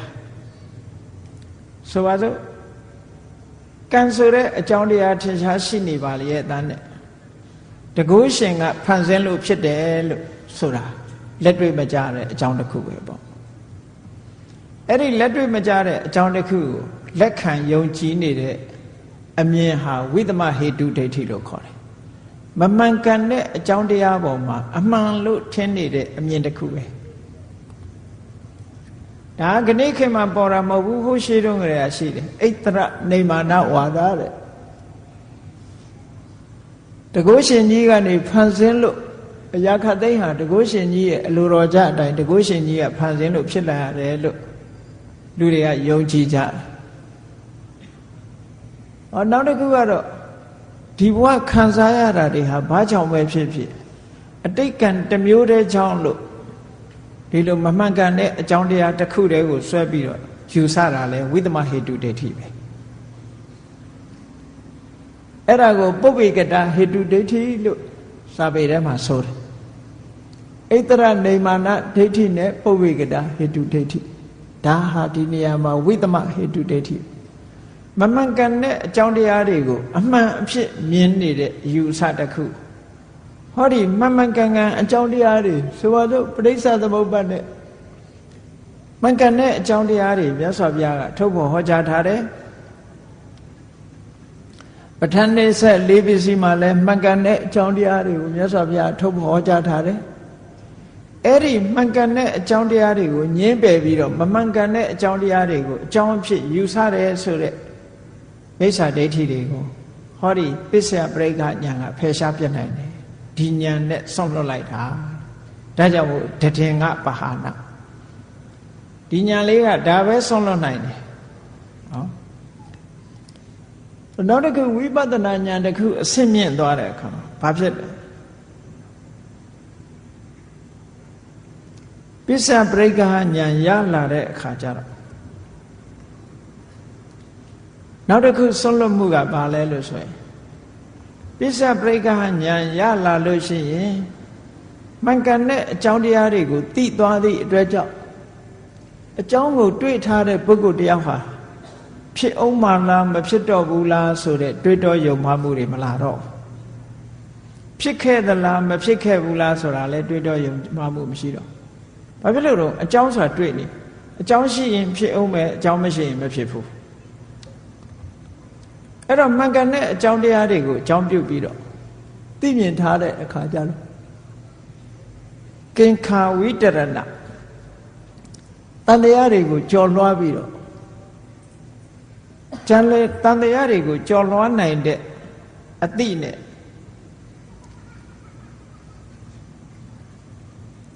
မှန်မှန်ကန်ကန်အကြောင်းတရားတွေကိုမြင်လိုက်ရင်တန်တရားတွေဟာကြော်လွှားသွားသဖြင့်သို့လောတွေးတောမှုဆိုတဲ့အရာတစ်ခုဟာပျောက်ခင်းသွားတယ်လောကလူတွေမှာစဉ်းစားကြတယ်လေဒုဘဝရောက်လာတာဟာကံကြောင့်ဖြစ်တာလားထာဝရဘုရားကြောင့်ဖြစ်လာတာလားလို့တွေးကောင်းတွေးနေကြကိုယ်တိုင်တရားဓမ္မကိုကြည်ကြံကြိုးကိုအထုတ်ကြည့်လို့ကိုယ်တဏ္ဍာမှာတကယ်ဖြစ်နေတဲ့တကယ်အကြောင်းတရားတွေကိုသိလိုက်တဲ့အခါကျတော့ကျန်တဲ့အကြောင်းတရားတွေပေါ်မှာသို့လောဟိုလိုလားဒီလိုလားဆိုတဲ့အတွေးတွေဖယ်ရှားပြတ်နိုင်တယ်ဒါလည်းတရင်ကဘာနာဆိုင်ရာအသိဉာဏ်လေးနဲ့ဆိုင်ရာအမှားတွေကိုဖယ်ရှားသွားတာပစ္စယပရိက္ခဉာဏ်ပြီးတဲ့အခါကျတော့ရုပ်တရားနံတရားတွေကိုပေါင်းပြီးတော့ရှုမြင်သုံးသပ်ဆင်ញင်တတ်တဲ့သမ္မတနာဉာဏ်ကလာပသမ္မတနာဉာဏ်လို့ဒီလိုသုံးတယ်ကလာပဆိုတာပေါင်းပြီးတော့ရှုတခုချင်းမရှုနိုင်တဲ့အခါမှာပေါင်းလိုက်တယ်အသိစိတ်တွေကိုပေါင်းပြီးတော့ကြည့်တယ်ရုပ်တရားတွေကိုပေါင်းပြီးတော့ကြည့်တယ်သဘာဝချင်းတူတာတွေကိုပေါင်းပြီးတော့ရှုမြင်သုံးသပ်လိုက်တယ်အဲ့ဒါလို့ယုံ nant တရားတွေကိုအမှန်အတိုင်းသူ့ရဲ့သဘာဝအတိုင်းမမြဲတဲ့သဘောမမြဲမှုကြောင့်ဒုက္ခသဘောမမြဲတာဒုက္ခရောက်နေတာကိုကိုယ်သဘောအတိုင်းဘာမှမဖြစ်နိုင်တာအနတ္တသဘောဒါတွေကိုသုံးသပ်ဆင်ခြင်မိလာတဲ့အခါမှာယုံ nant သဘာဝတွေကိုသိမြင်လာတဲ့ဟောဒီအတိညာသမထနာဉာဏ်ဖြင့်ငါဥစ္စာဆိုတဲ့မှားယွင်းတဲ့ယူဆချက်ကြီးတစ်ခုဆွန့်လွတ်လိုက်နိုင်တယ်ပေါ့ငါလို့ပြောမယ်ဆိုဘယ်ဟာကိုပြောမှာလဲထာဝရပြောင်းလဲနေတဲ့အရာကြီးတစ်ခုငါလို့ပြောမှာလားဆိုပါစို့ကိုယ့်ကိုအတန်လေးတစ်ခုလှုပ်ကြည့်ပေါ့အတန်ဆိုတာရုပ်ပဲကာကြီးခါခွေးပဲရွတ်ကြည့်ကြည့် ABCD ပဲရွတ်ကြည့်ကြည့်A ကိုငါဟာလို့ပြောလိုက်မယ်ဆိုတဲ့အချိန်မှာ B ဖြစ်သွားပြီ A မရှိတော့ B ကိုငါဟာလို့ပြောလိုက်မယ်ဆိုတော့ C ဖြစ်သွားပြီနော်တတန်ပြီးတတန်ဖြစ်ပြီးတော့ပျောက်နေတဲ့အရာတစ်ခုဘယ်ဟာကိုငါဟာလို့ပြောမှလဲပထမခြေလန်းနေတဲ့အချိန်မှာဖြစ်တဲ့ယုံနာဒုတိယခြေလန်းမှာမရှိတော့အဲ့တော့ပထမခြေလန်းတော့ငါဟာကိုငါလို့ပြောလိုက်မယ်ဆိုလို့ရှိရင်ဒုတိယခြေလန်းရောက်တာနဲ့ငါဆိုတာလည်းမရှိတော့ငါဟာဆိုတာလည်းမရှိတော့အဲ့ဒါကြောင့်မလို့သမထနာဉာဏ်နဲ့ယုတ်တရားနံတရားတွေကိုဆင်ញင်သုံးသပ်မိသွားပြီဆိုလို့ရှိရင်ငါဆိုတဲ့မှားယွင်းတဲ့အမြင်တစ်ခုငါဟာဆိုတဲ့ဆွလန်မှုဆိုတာတွေကိုဆွန့်လွတ်လိုက်နိုင်တယ်တဲ့ဒီအမြင်မြင်မှဒီအသိဉာဏ်ရမှဒါကိုဆွန့်လွတ်နိုင်ဒါကြောင့်မို့လို့တည်ငါဘာဟာနာအစဉ်အစဉ်တစ်ခုပြီးတစ်ခုဆွန့်လွတ်သွားတဲ့သဘောပြောနောက်တစ်ခါဝိပဿနာဉာဏ်စဉ်တစ်ခုကျင့်ကြံကြိုးကိုအထုတ်တဲ့အခါမှာတမာရီစွမ်းအားလေးတွေရလာတဲ့အခါစိတ်ကလေးတည်ငြိမ်လာပြီဆိုလို့ရှိရင်ခန္ဓာကိုယ်ကအလင်းအောင်လေးတွေထွက်လာတာတို့တတိစွမ်းအားဉာဏ်စွမ်းအားတွေထက်မြက်လာတာတို့သရာစွမ်းအားတွေထက်မြက်လာတာတို့ဘယ်တော့မှမကြုံဘူးတဲ့အတွေ့အကြုံလေးတွေရလာတဲ့အခါကျဒါထူးခြားတဲ့တရားတို့တရားမြတ်လို့စိတ်ထဲမှာထင်လာတတ်တယ်အဲ့ဒါလို့ထင်လာပြီးတော့ဆွဲလန်းပြီးတော့ရပ်တန့်သွားတတ်တယ်ဟောဒါတွေကအမတမတမာရီစွမ်းအားကြောင့်ဝိပဿနာဉာဏ်နဲ့ရှုမြင်သုံးသပ်လို့ဒီအလင်းအောင်ဆိုတာရတာအသိဉာဏ်တွေထက်လာတာသရစွမ်းအားတွေတက်လာတာတတိတွေသိကောင်းလာတာတကယ်တော့ အခုလိုပေါ်လာတာဟာဝိပဿနာဉာဏ်ရဲ့အကျိုးဆက်မျှတာဖြစ်တယ်ငါဒီပေါ်မှာရပ်တည်ပြီးတော့နေရမှာမဟုတ်ဘူးငါဆက်သွားရမယ်လမ်းကတခြားရှုမှတ်နေကြတရားအတိုင်းဆက်လက်ပြီးတော့ရှုမှတ်ရမှာလို့ဝိပဿနာလမ်းကြောင်းဟုတ်တာမဟုတ်တာကိုခွဲခြားပြီးတော့သိအဲ့တော့အလင်းရောင်လေးပေါ်လာတာကိုဒီအလင်းရောင်လေးကိုဆက်ပြီးတော့ရှုနေမယ်ကြည့်နေမယ်တွေ့တာနေမယ်ဆိုရင်ဒါလမ်းမဟုတ်တော့ယုံနဲ့ဓမ္မသင်္ခါရတရားတွေကိုပဲဆက်ပြီးတော့ရှုတာကသာလင်လမ်းအဲ့တော့လမ်းမဟုတ်တာနဲ့လမ်းဟုတ်တာဒီနှစ်ခုကိုခွဲခြားသိတဲ့ဉာဏ်ကိုမက္ခမက္ခဉာဏလို့ခေါ်တယ်မက္ခမက္ခဉာဏဒါသနာသိပြီးတော့မြင်တဲ့ဉာဏ်ဝိပဿနာလမ်းကြောင်းဟုတ်တယ်မဟုတ်ဘူးဒီနှစ်ခုကိုကွဲကွဲပြားပြားသိသွားတဲ့အသိဉာဏ်မျိုးကိုမက္ခမက္ခဉာဏဒါသနာဟုတ်တယ်လေလောကမှာခရီးသွားရင်တောင်မှပဲမှားရွေးတဲ့လမ်းကိုလျှောက်သွားလို့ရှိရင်ကိုလိုချင်တဲ့ခရီးပဲရောက်မလဲမှန်ကန်တဲ့လမ်းပေါ်မှာရှောက်မှရောက်မှန်ကန်တဲ့လမ်းကိုရွေးပြီးတော့ဒါကအဲ့ဒီသွားတဲ့လမ်းမဟုတ်ဘူးတခြားဟာကမှဒီသွားတဲ့လမ်းလို့ကွဲကွဲပြားပြားသိသွားပြီဆိုလို့ရှိရင်ဘာကိုစွန့်လွတ်နိုင်တယ်လဲလို့ဆိုလို့ရှိရင်လမ်းမဟုတ်တာကိုလမ်းလို့ထင်နေတဲ့အထင်ကြီးတစ်ခုကိုစွန့်လွတ်လိုက်နိုင်တယ်ပေါ့မှားရွက်တဲ့အမြင်တစ်ခုစိတ်ထဲမှာမှတ်ထင်နေမှုတစ်ခုဝိပဿနာလမ်းကြောင်းမဟုတ်တာကြီးကိုလမ်းကြောင်းလို့ထင်နေတဲ့မှားရွက်တဲ့မှတ်ထင်မှုကြီးတစ်ခုစွန့်လွတ်လိုက်နိုင်တယ်တဲ့ဟောဆိုင်ရာဆိုင်ရာဉာဏ်ကလေးကဒီတိုင်းပဲစွန့်လွတ်သွားတာလို့ဒီလိုပြောတာနောက်တစ်ခုကျတော့ယုံနာဓမ္မသင်္ခါရတရားတွေဖြစ်ပြမှုကိုရှုလိုက်တဲ့အခါမှာဖြစ်တာတွေမြင်တယ်ဆိုင်ရာဆိုင်ရာအကြောင်းကြောင့်ဖြစ်လာတာတွေကိုမြင်လိုက်တယ်အဲ့ဒီအဖြစ်တွေကိုမြင်နေခြင်းအားဖြင့်ဥစ္စေရဒိဋ္ဌိသိရင်ပြီးရောဘာမှမဖြစ်ဘူးဆိုတဲ့ဥစ္စေရယူဆွဲမှုအမှားတစ်ခုကိုဖယ်ရှားလိုက်နိုင်တယ်။ဘာလို့ဖြစ်တာတွေမြင်နေတယ်။အကြောင်းရှိလို့ဖြစ်နေတာတွေကိုမြင်သည့်အတွက်ကြောင့်ဘယ်တော့မှမဖြစ်ဘူးဖြစ်ပြီးရင်ဒီပြတ်သွားတယ်တခါပဲလုံးဝပြတ်သွားတယ်ဆိုတဲ့အယူဆတစ်ခုမှားယွင်းတဲ့အယူဆတစ်ခုဖြစ်တယ်ပေါ့။ဒါကြောင့်မို့လို့အဖြစ်ကိုမြင်တဲ့ဉာဏ်ကဥစ္စေရဒိဋ္ဌိလို့ဆိုတဲ့ထာဝရပြတ်သွားတယ်ဆိုတဲ့မှားယွင်းတဲ့အယူဆတစ်ခုကိုဖယ်ရှားပြနိုင်တယ် Annihilationism လို့ခေါ်ပြတ်သွားတယ်ဆိုတဲ့အယူဆတစ်ခုကိုအဖြစ်မြင်ခြင်းကနေဖယ်ရှားပြလိုက်နိုင်တယ်စွန့်လွတ်လိုက်တယ်နောက်တစ်ခုကဥဒိယဘယပြတ်တာကိုမြင်လိုက်တာနဲ့တပြိုင်နက်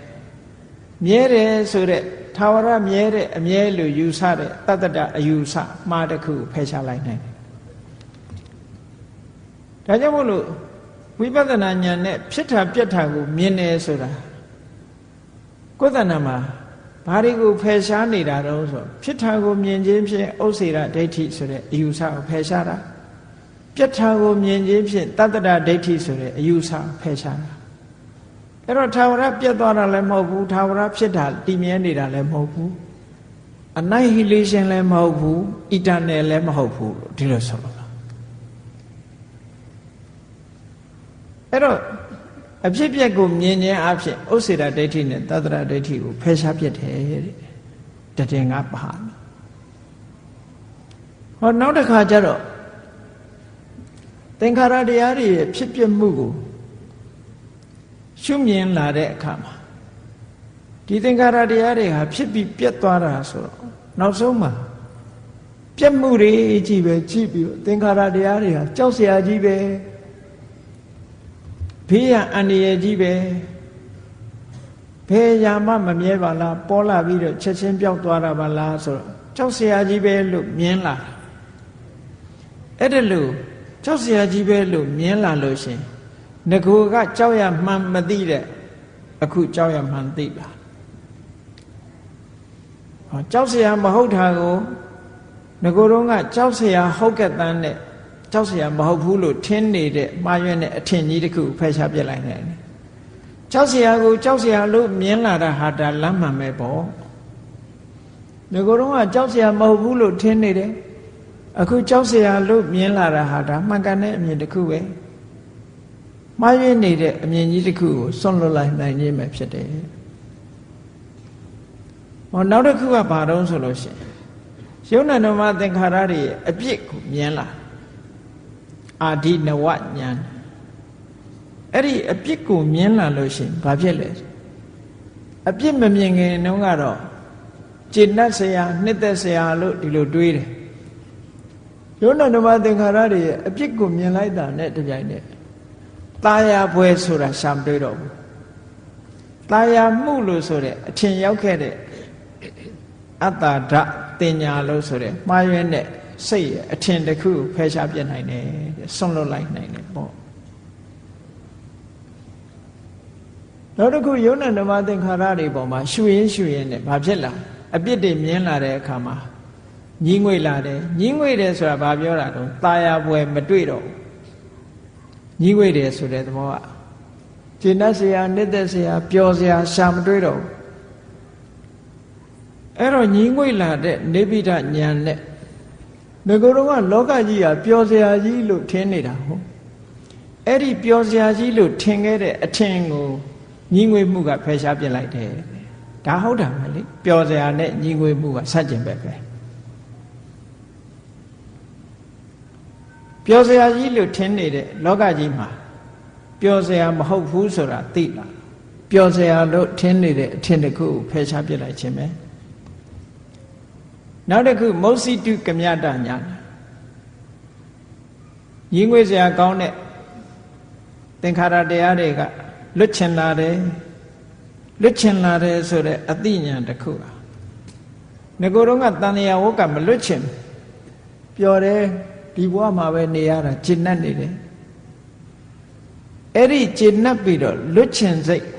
လွတ်ချင်မှုရဲ့ဆန့်ကျင်ပဲဖြစ်တဲ့အတွေးတွေကိုဖယ်ရှားပြစ်နိုင်တယ်အဲ့ဒါတွေကိုဆွန့်လွတ်လိုက်တယ်လို့ဒီလိုပြောတာ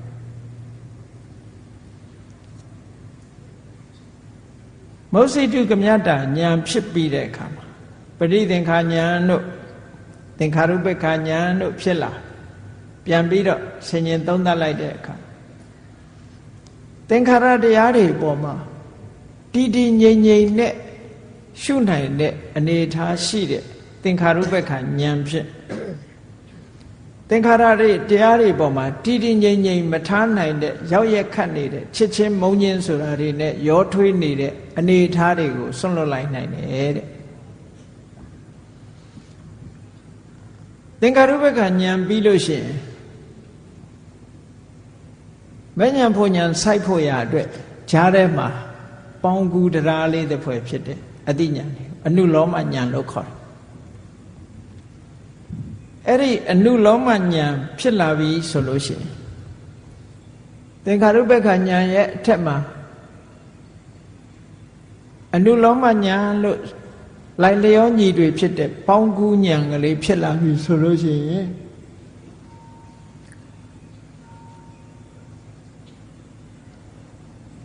အကြောင်းတရားတွေဖြစ်ပေါ်လာတဲ့အကြောင်းတရားတွေထိုအကြောင်းတရားတွေရဲ့ချုပ်ငြိမ်းရာဖြစ်တဲ့နိဗ္ဗာန်မှန်ကန်တဲ့အကြောင်းတရားတွေဒုက္ခခတ်သိမ်းချုပ်ငြိမ်းသွားတဲ့နိဗ္ဗာန်နဲ့ပတ်သက်ပြီးတော့စိတ်ထဲမှာဆန့်ကျင်ဘက်ဖြစ်နေတာတွေကင်းလွတ်သွားတယ်မှန်တယ်လေလောကလူတွေဟာနိဗ္ဗာန်ဆိုတာဘာမှမဖြစ်ရတော့ဘူးဘဝတစ်ခုချုပ်ငြိမ်းသွားတယ်ဆိုလို့ရှိရင်ကြောက်တယ်ဖြစ်ချင်တာဟိုလူကဘဝတဏှာရှိနေတဲ့ပုဂ္ဂိုလ်တယောက်ကဘာမှမဖြစ်ရတော့ဘူးဆိုလို့ရှိရင်မနေနိုင်ဘူးသူကဖြစ်ချင်ဘုန်းကြီးတို့ငယ်ငယ်တုန်းကကြားဘူးတဲ့ဓမ္မကြီးတယောက်လို့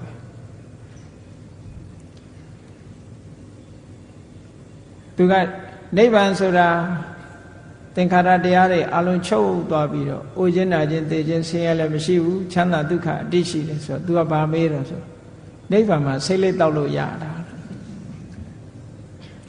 ဆွဲလန်းတဲ့အမြင်နဲ့ကြည့်တာ तू စိတ်လေးကြိုက်တာစိတ်လေး ဆေးလိပ်တောက်ရလားဆိုဘယ်နိဗ္ဗာန်ဆေးလိပ်တောက်ရမလဲ no smoking area ကြီးပဲဆေးလိပ်မတောက်ရတဲ့နေရာကြီးဆိုဆေးလိပ်မတောက်ရရင်မနေချင်ဘူးတဲ့ဒီလိုပဲလောကလူတွေဟာတန်တရားတွေကဘဝတဏှာအတွေးနဲ့တွေးလိုက်မယ်ဆိုရင်နိဗ္ဗာန်လိုချင်စရာမှမရှိတော့အဲ့ဒါဟာဆန့်ကျင်နေတဲ့သဘောတစ်ခုပဲပေါ့အဲ့ဒီပฏิလောမဆိုတဲ့ဆန့်ကျင်ဘက်သဘောတရားတွေဟာခုအနုလောမဉာဏ်ဖြစ်လာလိုက်တာနဲ့တပြိုင်နက်နိဗ္ဗာန်ပေါ်မှာဆန့်ကျင်တဲ့သဘောတရားတွေဟာပျောက်ကွယ်ပြီးတော့သွားတယ်ဒါတွေကိုဆွန့်လွတ်ပြီးသားဖြစ်သွားတယ်လို့ဒီလိုဆိုတာဟောနောက်တစ်ခါနောက်ဆုံးအနုလောမဉာဏ်ထိအောင်ကသင်္ခါရတရားတွေနဲ့ပတ်သက်တဲ့သင်္ခါရတရားတွေကိုအာယုံပြုပြီးတော့ဖြစ်တဲ့ဉာဏ်တွေကိုအဲ့ဒီနောက်မှာဖြစ်ပေါ်လာတဲ့ဉာဏ်ကြတော့ကုတ္တရဘူးလို့ခေါ်တယ်ကုတ္တရဘူးဆိုတာအာယုံတစ်ခုကိုပြောင်းလိုက်ပြီးသင်္ခါရတရားတွေကိုဝိပဿနာဉာဏ်နဲ့ရှုပြီးတော့ယုံ nant ဓမ္မသင်္ခါရတရားတွေပေါ်မှာရှုလာတဲ့ဝိပဿနာဉာဏ်ဟာကုတ္တရဘူးဉာဏ်ဖြစ်လာတဲ့အချိန်မှာအဲ့ဒီသင်္ခါရအာယုန်တွေကိုဆွန့်လွတ်လိုက်တယ်နိဗ္ဗာန်ဆိုတဲ့အာယုန်ကိုရယူလိုက်တယ်သင်္ခါရဆိုတဲ့အာယုန်တွေဟာအဲ့ဒီအချိန်မှာဆွန့်လွတ်လိုက်တယ်ဆုပ်ကင်မထားတော့ဘူးကုတ္တရဘူးဉာဏ်ပေါ်လိုက်တာနဲ့တပြိုင်နက်ယုတ်တဓမ္မသင်္ခါရအာယုန်လုံးဝမရှိတော့သင်္ခါရချုပ်ဆုံးရာသင်္ခါရတွေရဲ့ဆုံးရာဒုက္ခတွေရဲ့အဆုံးသတ်ရာနိဗ္ဗာန်ကိုမြင်လိုက်တာနဲ့တပြိုင်နက်သင်္ခါရဆိုတဲ့အာယုန်ကြီးတစ်ခုလုံးကိုဆွန့်လွတ်ပြလိုက်တာတဲ့ဟောဒါဆွန့်လွတ်ခြင်းနေပဲအဲ့ဒါလို့တစစီတစစီဉာဏ်တွေဟာဒီဉာဏ်နဲ့ဒါကိုဒီဉာဏ်နဲ့ဒါကိုတစ်ခုစီတစ်ခုစီဆွန့်လွတ်သွားတာကိုတည်ငါပဟာနာလို့ခေါ်တာတခဏလေးဆွန့်လွတ်တာကိုပြောတာမဟုတ်ဘူးဆိုင်ရာဆိုင်ရာဉာဏ်လေးတွေနဲ့ဆိုင်ရာဆိုင်ရာတရားဓမ္မအစိုးတရားတွေမှားယွင်းချက်တွေကိုဆွန့်လွတ်ပြီးတော့သွားတာတရင်ကပဟာနာလို့ခေါ်တယ်ဒါဆွန့်လွတ်ခြင်းပဲနောက်တစ်ခုဝိက္ခမနပဟာနာလို့ဆိုတာတွန်းထုတ်ဖယ်ရှားဆွန့်လွတ်ခြင်းအဲ့ဒါကဘာလို့ဆိုရင်တမထကျင့်စဉ်တစ်ခုကိုကျင့်ပြီးတမာရီစွမ်းအားနဲ့နိဝရဏတရားတွေကိုတွန်းထုတ်ဖယ်ရှားလိုက်တာနိဝရဏတရားတွေဟာလုံးဝအနာမရောက်တခါတည်းအကုန်လုံးကာမဂုဏ်အာယုံခံစားခြင်းနဲ့စိတ်တွေကာမဂုဏ်ဘောကာယခံစားခြင်းနဲ့စိတ်တွေခံစားမှုမရလို့မကျေနပ်တဲ့စိတ်တွေစိတ်အားပြောညံ့မှုတွေစိတ်တွေလေလွင့်နေမှုတွေတန်တရားဖြစ်နေမှုတွေဆိုတဲ့ဒီစိတ်ရဲ့အဟံတာပညာကိုအားနည်းစေတတ်တဲ့နိဝရဏတရားတွေကိုတွန်းထုတ်ဖယ်ရှားပြီးတော့စိတ်ကလေးဟာအာယုံလေးတစ်ခုပေါ်မှာတိတိမတ်မတ်နဲ့တိတိငြိမ်ငြိမ်နေနိုင်တာဥပမာဘာနဲ့တူတုံးဆိုလို့ရှိရင်ရေမျက်နှာပြင်ပေါ်မှာမော်သေးမော်ညင်းတွေဖုံးနေတဲ့အခါရေကလာတဲ့ပုဂ္ဂိုလ်တရားဟာရေအိုးလေးကိုအပေါ်တင်ပြီးတော့ရေမျက်နှာပြင်ပေါ်ရေအိုးလေးတင်ပြီးတော့လှုပ်လိုက်တဲ့အခါကျတော့မော်သေးမော်ညင်းတွေဟာဘေးဖယ်သွားသလိုပဲတမာရိစွမ်းအားနဲ့ဒီအညစ်အကြေးတွေကိုဖယ်ရှားတာတွန်းထုတ်ဖယ်ရှားခြင်းဆိုတဲ့ဝိက္ခမနပဟံအားဖြင့်ဆွန့်လွတ်ခြင်းလို့ဒါပြောတာအဲ့ဒါကတမာရိတရားဇန်တရားတွေကနေပြီးနိဝရဏတရားတွေကိုဆွန့်လွတ်တဲ့သဘောနောက်တစ်ခုသမုတ်စေတပဟာနာဆိုတာဘာကိုပြောတာလဲလို့ဆိုဝိပဿနာကျင့်စဉ်ကိုကျင့်လိုက်တဲ့အခါသင်္ခါရတရားတွေရဲ့ဆုံးရာနိဗ္ဗာန်ကိုလေးကမြင်မဲ့ပေါ့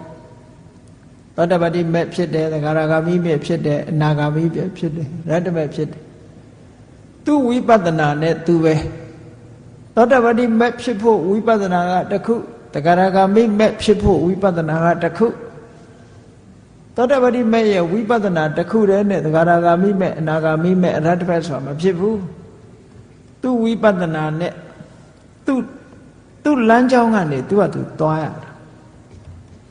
ဝိပဿနာဉာဏ်ကိုအစစ်မြင့်ပြီးတော့တိုးမြင့်သွားလို့ပထမဝိပဿနာဉာဏ်စွမ်းနဲ့သောတာပန်ဖြစ်သွားတယ်သောတာပတိမဲ့စိတ်ပေါ်တယ်ထို့နောက်ဆက်လက်ပြီးအထုတ်တဲ့ဝိပဿနာဉာဏ်တိုးမြင့်လာတဲ့ဝိပဿနာဉာဏ်နဲ့သဂရဂါမိမဲ့ဖြစ်တယ်တိုးမြင့်လာတဲ့ဝိပဿနာဉာဏ်နဲ့အနာဂါမိမဲ့ဖြစ်တယ်အစစ်အမြင့်ဆုံးဝိပဿနာဉာဏ်နဲ့အရဟတမေဆိုတာဖြစ်တယ်အဲ့ဒီမဉဏ်၄ပါးကြိုးစားအထုတ်လိုက်လို့ရှင်အဲ့ဒီမက်တွေကမိမိရဲ့တဏ္ဍာမှာဒီဒုက္ခကိုထုတ်လုပ်တဲ့တဏှာလို့ဆိုတဲ့သမုဒိယသစ္စာဘက်သားဖြစ်တဲ့ကိလေသာတွေအလုံးနောက်ထပ်ဘယ်တော့မှပေါ်မလာအောင်ဖြတ်တောက်ဖယ်ရှားပြစ်နိုင်တယ်ဖြတ်တောက်ပယ်ရှားခြင်းဖြင့်ဆွန့်လွတ်လိုက်တယ်လို့ဆိုလို့အနုတ္တယကိလေသာလို့ခေါ်တဲ့ခန္ဓာ၅ပါးပေါ်မှာဆွဲလန်းပြီးတော့နေတဲ့ဆွဲလန်းနေဆိုတာအာယုံအပြည့်ဆွဲလန်းတာကိုမဆိုလို့နော်အာယုံအပြည့်ဆွဲလန်းတာကိုပြောတာမဟုတ်ဘူးတရားအပြည့်ဆွဲလန်းတာဘုန်းကြီးတို့တွေရဲ့ခန္ဓာကိုယ်ထဲမှာခန္ဓာထဲမှာကြည့်မယ်ဆိုရင်အနုတ္တယကိလေသာဆိုတာကိန်းပြီးတော့နေတယ်ကိန်းတယ်ဆိုတာကိလေသာဖြစ်ဖို့အနေအထားတွေရှိနေတယ်လို့ပြောတာဒီခန္ဓာကိုယ်နဲ့ပတ်သက်ပြီးကိလေသာဖြစ်ဖို့အနေအထားတွေရှိနေမိချစ်ဖူးထဲမှာမိဖြစ်နိုင်တဲ့အနေအထားလေးရှိနေတယ်လို့ဘုန်းကြီးတို့တွေရဲ့တဏ္ဍာမှာကိလေသာတွေဖြစ်ဖို့အနေအထားလေးတွေရှိအကြောင်းတစ်ခုပေါင်းဆက်ပေးလိုက်မယ်ဆိုလို့ရှိရင်ပေါ်လာမှာဆိုပါစို့မျက်စိကနှစ်သက်စရာအာယုံလေးမြင်လိုက်တိုင်းလောဘဆိုတာဖြစ်လာမမြင်ရင်မဖြစ်သေးဘူးမြင်လိုက်ရင်ဖြစ်ပြီနားကလည်းပဲကိုကြိုက်တဲ့အတန်လေးကြားလိုက်ပြီဆိုရင်လောဘမကြိုက်တဲ့အတန်လေးကြားပြီဆိုရင်ဒေါသဘယ်ကရောက်လာဟောဆိုင်နဲ့ဆိုင်အကြောင်းတရားတွေပေါင်းစပ်လိုက်တဲ့အခါမှာပေါ်လာတဲ့သဘောအဲ့ဒါကိုအနုတ္တယဓာတ်လို့ခေါ်တယ်အဲ့ဒါလို့ကိန်းနေတဲ့အနုတ္တယဓာတ်တွေကိုမက်ကနေပြီးတော့နောင်ဘယ်တော့မှမပေါ်လာအောင်ဘယ်လိုပဲတိုက်ဘယ်လိုပဲအာယုန်တွေကလာနောက်ထပ်ဘယ်တော့မှမပေါ်တော့ဆိုပါစို့ဂက်စ်မီးချဖူးလေးထဲမှာဘိန်းလည်းဖြုတ်ပလိုက်ဂက်စ်တွေလည်းထုတ်ပလိုက်လို့ရှိရင်မီးဖြစ်เสียအကြောင်းမရှိတော့ဘူးပေါ့အဲ့ဒါလိုပဲဖယ်ရှားပစ်လိုက်တဲ့ဘယ်တော့မှမလာအောင်ဖယ်ရှားပစ်လိုက်နိုင်တဲ့ဆွန့်လွတ်မှုကိုသမုတ်စေတပဟာနဖြတ်တောက်ဖယ်ရှားဆွန့်လွတ်ခြင်းလို့ဒီနည်းနဲ့ဆွန့်လွတ်ခြင်းနောက်တစ်ခုကျတော့ဘာလဲလို့ဆိုရင်မက်ပြီးတဲ့အခါမှာဖို့စိတ်မက်ရဲ့အကျိုးတရားအနေနဲ့ဖို့စိတ်ကပေါ်လာတယ်အဲ့ဒီဖို့စိတ်လေးပေါ်လာတာထပ်မှန်ပြီးတော့သူကငြိမ့်သက်ပြီးတော့ဆွန့်လွတ်တာပฏิပတ္တိပါဟနာထပ်မှန်ငြိမ့်သက်ဆွန့်လွတ်ခြင်းဥပမာဘာနဲ့တူတော့ဆိုရင်ပထမမီးကိုငြိမ့်လိုက်ပြီမဲ့လို့အပူတွေကျန်နေသေးတယ်အဲ့ဒီအပူတွေကိုဒုတိယအချိန်ထပ်ငြိမ့်နေပေါ့မီးငြိမ့်သွားပြီမဲ့လို့မီးခဲလေးမှာမီးသွေးခဲမှာအပူလေးကျန်နေသေးတယ်အဲ့ဒီအပူကိုထပ်ငြိမ့်တဲ့သဘောမက်စိတ်ကမီးငြိမ့်အောင်လုပ်တယ်ဖိုးစိတ်ကအပူငြိမ့်အောင်လုပ်တယ်ပေါ့ထပ်ငြိမ့်တာအဲ့ဒါမျိုးကိုပฏิပတ္တိပါဟနာလို့ဒီလိုခေါ်တာအဲ့ဒါကထပ်မှန်ငြိမ့်သက်ဆွန့်လွတ်ခြင်းနောက်တစ်ခုကျတော့နိတရဏပါဟနာလို့ခေါ်တယ်နိဗ္ဗာန်ဆိုတဲ့သဘောဟာအကြောင်းတရားတွေကစုပေါင်းလှုပ်ထားတဲ့နာယုတ်လိုပဲခေါ်သင်္ခတလိုပဲခေါ်ဒုက္ခလိုပဲခေါ်အကြောင်းတရားတွေကပေါင်းစပ်ပြီးတော့ထားတဲ့ယုတ်နံဓမ္မသင်္ခါရတရားတွေကလုံးဝထွက်သွားခြင်းအပြင်ဆုံးလွတ်တာနိဗ္ဗာန်ဟာသင်္ခါရတရားတွေနဲ့လုံးဝလွတ်သွားတဲ့အဆင့်နိတရဏဆိုလွတ်သွားတာထွက်သွားတာလွတ်မြောက်သွားတာအဲ့ဒီလွတ်မြောက်သွားခြင်းဖြင့်ဆွန့်လွတ်ခြင်းဟာသင်္ခါရတရားတွေနဲ့လုံးဝမဆက်ဆက် သင်္ခါရတရားတွေကလုံးဝလွတ်ထွက်သွားပြီးတော့ဆွန့်လွတ်ခြင်းအဲ့ဒါကိုနိတ္တရဏပါဟနာလို့ခေါ်တယ်ဒါကြောင့်မို့ဘုန်းကြီးတို့တွေဟာအခုချိန်မှာကိလေသာတွေမကင်းသေးတဲ့ပုဂ္ဂိုလ်တွေရဲ့သဘာဝအတိုင်းဆွန့်လွတ်ခြင်းဆိုတာတွေမလာပဲနဲ့ဆုတ်ကင်ခြင်းနဲ့ပဲယက်တည်နေကြတာနော်အခုလိုဆုတ်ကင်နေသမျှကာလပတ်လုံးဒုက္ခတွေနဲ့ပဲတွေ့နေဥမှာပဲဆွန့်လွတ်နိုင်မှသာလေချမ်းသာဒုက္ခဆိုတာရမယ်တန်တရားဝဆင်းရဲကလွတ်မယ်အခုလိုတတေငါပါဟနာနဲ့ဆွန့်လွတ်မယ်ဝိက္ခမနပါဟနာနဲ့ဆွန့်လွတ်မယ်သမုတ်စေရပါဟနာနည်းနဲ့ဆွန့်လွတ်မယ်နိတ္တရဏပါဟနာပฏิပတ္တိပါဟနာနည်းနဲ့ဆွန့်လွတ်မယ်နောက်ဆုံးနိတ္တရဏပါဟနာလို့ဆိုတယ်သင်္ခါရတရားတွေကလုံးဝလွတ်ထွက်သွားမှသာလေထာဝရအငြိမ့်တဲ့ထာဝရချမ်းသာတန်တိဒုက္ခဆိုတာရောက်ရှိမှဖြစ်တယ်ဆုတ်ကင်ထားသမျှကာလပတ်လုံးဆင်းရဲဒုက္ခထဲမှာမထွက်နိုင်သေးဘူးဆွန့်လွတ်လိုက်ပြီးနောက်ဆုံးမှာအမြင့်ဆုံးဆွန့်လွတ်ခြင်းဆိုတဲ့သင်္ခတတရားတွေကိုအလုံးဆွန့်လွတ်လိုက်နိုင်ပြီဆိုတဲ့အခါကျမှသာလေထာဝရအငြိမ့်တတ်ဆိုတဲ့နိဗ္ဗာန်ချမ်းသာကိုရရှိမှဖြစ်တယ်ဒါကြောင့်မို့တရားချစ်ခင်သူတော်စင်ပြိဿတ်တို့ဆုတ်ကင်ခြင်းဆိုတာကိုတစတစဘုန်းကြီးတို့ဖြုတ်ပယ်ပြီးတော့ဆွန့်လွတ်ခြင်းဆိုတာတွေကိုတဖြည်းဖြည်းဆွန့်လွတ်သွားနိုင်မှသာလျှင်နောက်ဆုံးတန်တိဒုက္ခမြတ်စွာဘုရားသခင်ကိုရောမြတ်ဟောတဲ့နိဗ္ဗာန်ပရမန်ဒုက္ခ supreme happiness ဆိုတဲ့နိဗ္ဗာန်ချမ်းသာကိုမျက်မှောက်ပြုနိုင်မှာဖြစ်တယ်ဆိုတာကိုသဘောကျပြီးတော့ဆုတ်ကင်ခြင်းမပြုဘဲနဲ့ဆွန့်လွတ်ခြင်းကိုကြိုးစားပြီးတော့အားထုတ်ဖို့အမတန်မှအရေးကြီးတာကြောင့်မို့လို့ဆွန့်လွတ်နိုင်ရေးအတွက်ကြိုးစားအားထုတ်နိုင်ကြပါစေကုန်သတည်း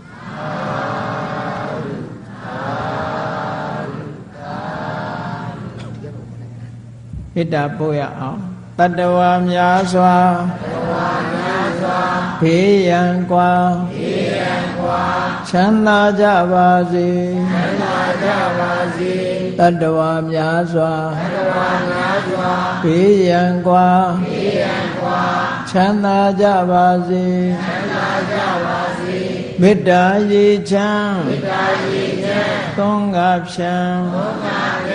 ငြိမ်းချမ်းကြပါစေမေတ္တာရေချမ်းသုံးငါဖြံငြိမ်းချမ်းကြပါစေသက်ရှိကျမ်းမာစိတ်ချမ်းသာလူရဆန္ဒပြေပါစေသက်ရှိကျမ်းမာစိတ်ချမ်းသာလူရဆန္ဒပြေပါစေဓမ္မောတရံပိဝိတဝါနဝိသာသဗ္ဗေတမုဟတအစရမရာတိတိဘာဝနိဗ္ဗာနံယန္တုသာရောဓမ္မောတရံလောဘဒေါသမောဟစိတ်တောက်ကင်းပြောက်ကြည်တရားစေကိုပိဝိတဝါဝန္တာရှင်ပြတောက်ကြရနာကြရကုန်သောကြောင့်ဝိသသဗ္ဗေပူဇာညစ်နောက်ကိလေသာဆေတောက်ဟုသမျှတို့သည်သမုဟတာပိဉ္ကြဘက်တွင်ရေမတင်တဲ့ကဲ့သို့ကင်စင်လွင်ပြောင်းပေမရအောင်ပယ်ဖြောင်းအပ်ကုန်သည်ဟွန်တုစင်စစ်မသွေဖြစ်ကြပါစေကုန်သတည်းအစရမရံအိုခြင်းလဲကွာနာခြင်းလဲကင်းသေးခြင်းလဲရှင်းတတ်သောတေတိဘဝံကိလေသာဟုပုခသိင်ကင်းငြိမ်းရာအစစ်ဖြစ်ပေထသောနိဗ္ဗာန်နိဗ္ဗာန်ဟုခေါ်အေးမြတော်သို့သာရောတရားချစ်ခင်စိတ်ကောင်းဝိညာသူတော်စင်များတို့သည်ယန္တုပါရမီအစဉ်စဉ်မြင့်တယ်မြင့်၍မလင့်ပုံသေးဆက်ရောက်တော်မူကြပါစေကုန်သတည်း